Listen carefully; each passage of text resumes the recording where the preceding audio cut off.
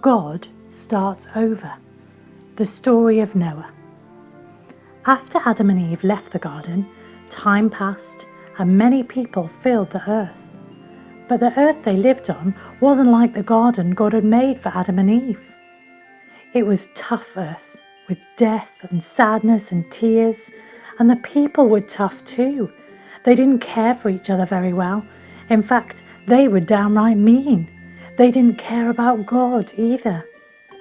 But God was still there, watching, waiting. God was getting ready to make the wrong things right and the dark things light. He started with a man named Noah. Unlike everyone else in those days, God was with Noah. So when God had something to say, Noah listened. "Noah," said God, "it breaks my heart to see how mean and hateful everybody is to each other. With all this hate, I can't come to be with my people. So I'm sending a storm to wash away all the hate. I'm going to start over. It's not going to be easy, but if you listen to what I say, I'll be with you and you'll be okay." This was the plan. God told Noah to build a really big boat, except he didn't call it a boat, he called it an ark. Noah didn't know anything about building boats, which could have been a big problem.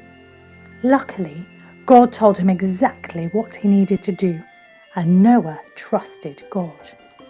God told Noah to put his family on the ark. Then God sent Noah all the animals too. What's your favourite animal? Well, you know what? That animal was on the ark. After Noah got all of the animals and all of his family on the ark, he waited and waited and waited. He began to wonder if he'd heard God right.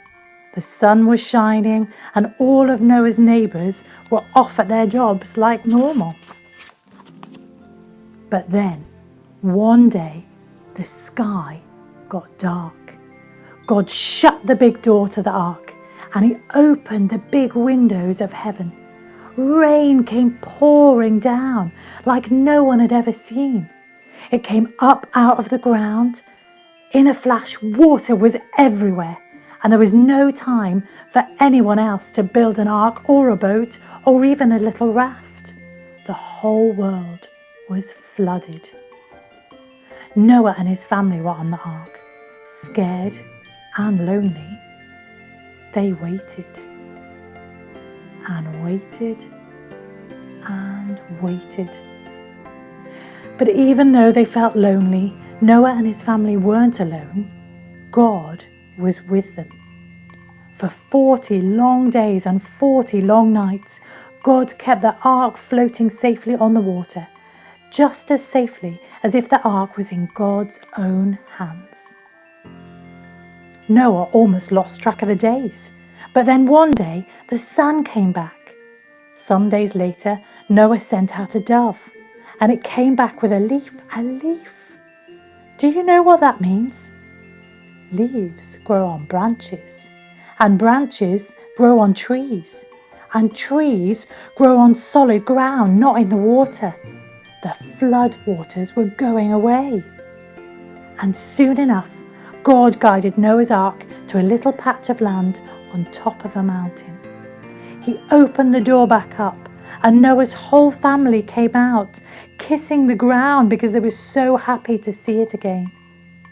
God was faithful to Noah, even when it was hard, even when it rained for 40 days straight, even when he waited and waited and waited. God was with Noah. God had started over, just like he promised, and Noah thanked God for rescuing him and his family. But he also knew this new beginning wouldn't be enough. Why?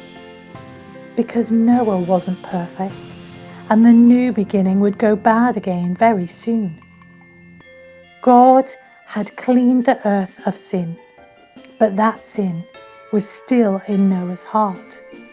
So God couldn't remain. Sin drove him away.